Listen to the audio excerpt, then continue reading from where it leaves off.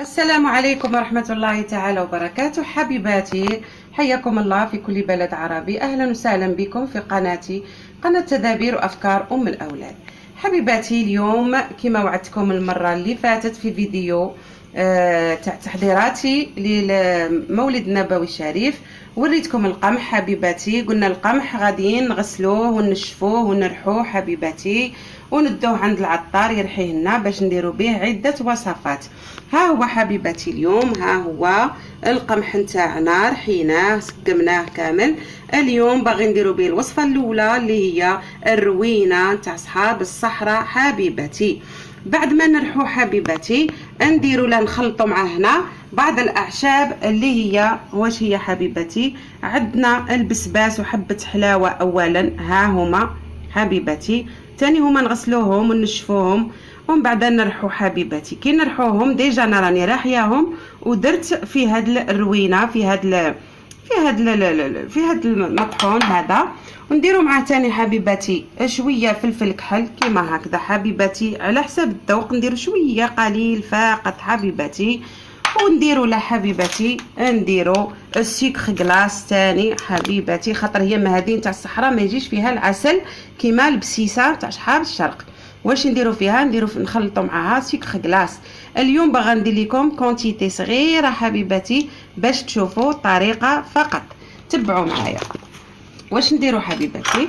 نقبضوا شويه من هذا المطحون، ها هو حبيباتي، نقبضوا شويه من هذا المطحون هنايا، ها هو نديرو هكذا حبيباتي. ها هو راه فيه هنا حبيباتي، راني دايره فيه حبه حلاوه والبسباس. نديرو قرصه من الفلفل الكحل حبيباتي، ونديرو تاني نديرو له القليل من السكر كلاص.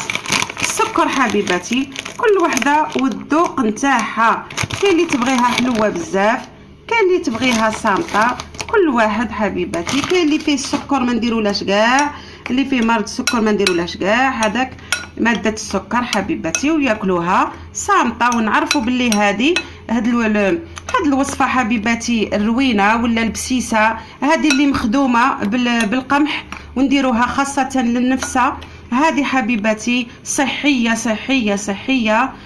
خاصه حبيباتي كي نقولوا حنا لي زانتيستان المصارين حبيباتي اللي يكون فيه مرض، هذا صحي هنا في الصحراء حبيباتي يديروها للنفسه. وكذلك حبيباتي اللي عنده يديرها دائما، والصباح كي يتقهوى بها دائما.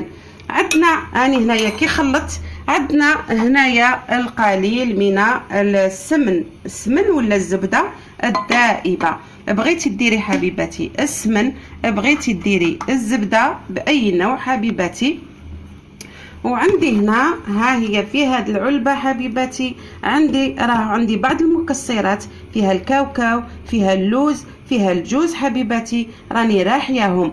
نديرو هكذا القليل القليل القليل، كل واحد على حساب الذوق تاعه، اللي بغى يدير اللي ما بغاش يدير هنا حبيباتي. ونخلطو هكذا ونزيدو عليه حبيباتي هذا الدسم، نزيدو عليه ونخلطو ونشوفوا الا خص نزيد ولا ما خش ما نزيدش. هي ما تجيش حبيباتي كيما البسيسه، ما تجيش جاريه بزاف كيما البسيسه، تجي ناشفه حبيباتي. هنا راني كثرت ليها شويه السمن. واش نديرو؟ نضيفو لها البعض من الطحين حبيباتي ونخلطو وحتى نشوفو كي تجي، والذوق تاعها تاني حبيباتي كي يجي. ونخلطو حبيباتي، تخلطي بيدك، تخلطي كي نقولوا حنا تبسي حبيباتي، تبسيها باليد هكذا، تبسيها بيدك مليح مليح مليح مليح. وكاين اللي يبغيها مبسه بزاف، كاين اللي يبغيها ناشفه. حنايا حبيباتي هذه هي البسيسه، عفوا هذه هي الروينه نتاع صحاب الصحراء، ونبغوها بهذه الطريقه دائما نديروها حبيباتي كيما هكذا.